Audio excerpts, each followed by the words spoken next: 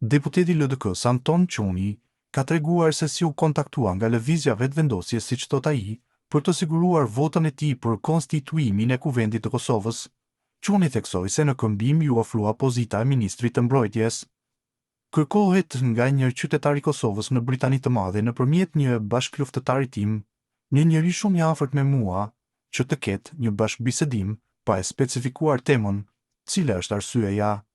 Pyes cila është fusha, profesioni e interesimi, por më tha, komandant nuk e di, e njohi, besoi dhe thjesht ka kërkuar të takohet.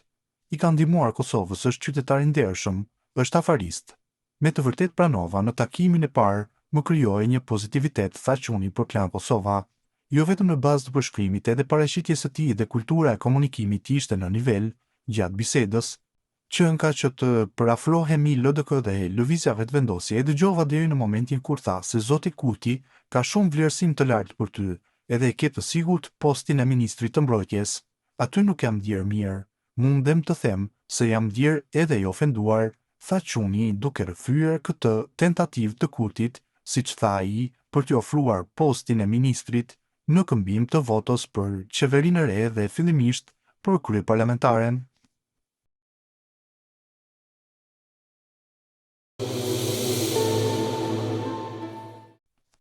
Kosova tash e disa javë është në ngërç institucional.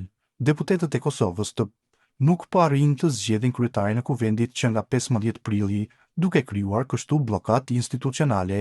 Lëvizja vetëvendosje si parti fituese nuk po heq dorë nga emri Albulena Haxhiut për kryetarin e kuvendit, ndërsa partitë e tjera opozitare nuk pranojnë të votojnë, duke e cilësuar si figurë përçarëse. Në anën tjetër, tashmë ndërkombëtarët po kërkojnë urgjentisht formimin e institucioneve. Ambasadori i Gjermanisë në Kosovë, Jorn Rode, ka thënë se Kosova urgjentisht duhet të formojë institucione dhe se politikanët duhet të vendosin shtetin të parin. Pas dështimit për herë të 22 të konstituimit të kuvendit, Rode në një deklaratë për Kosova Press theksoi se kjo situatë është kthyer në një bllokadë që po ndikon negativisht në perceptimin e Kosovës nga jashtë. Rode u shpreh se mungesa e institucioneve funksionale jo vetëm që ndikon në proceset e brendshme të vendimarrjes, por gjithashtu pengon Kosovën të përfitojë nga iniciativat ndërkombëtare, siç është plani i rritjes së Bashkimit Evropian, ka thënë ndër të tjera ai. E përshkruan fjala është ngërç, është ndalesë. E thash javën e kaluar, i bën njerëzit apatik dhe gjëja e fundit që i nevojitet një demokracie të gjallëruar është bllokada. Njerëzit kanë kryer punën e tyre më nëntshkur dhe politikanët duhet të vendosin shtetin të parin, ndërsa politikën e partisë të dytën framendoi se nevojitet urgjentisht që Kosova të formojë institucionet, por nuk është puna ime të bëj punën e politikanëve. Unë mundem vetëm të observoj, por mund të them për siguri se nuk rrit imazhin e Kosovës jashtë vendit.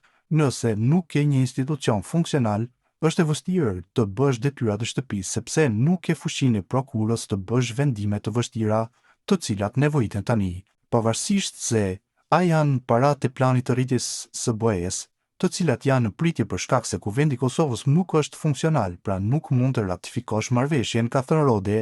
Publicisti serb Zlatoje Martinović thotë se qeveria e tanishme e Kurtit dhe opozita duhet të jenë të vetëdijshme për ndryshimin e situatës gjeopolitike në botë.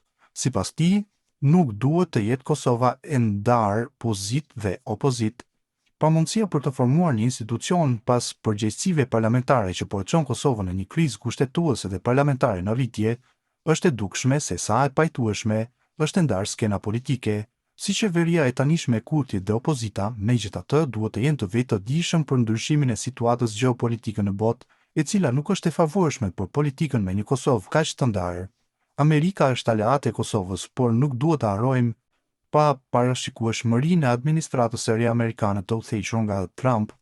Ai heq dorë lehtësisht nga aleatët e tij, nëse disa të tjerë, madje edhe armiqtë e dieshëm të Amerikës, i ofrojnë kushte nga të cilat ai personalisht dhe partia e tij republikane mund të përfitojnë, ndërkohë Vučić po bën përpjekje të mëdha për të fituar pikë me Trumpin.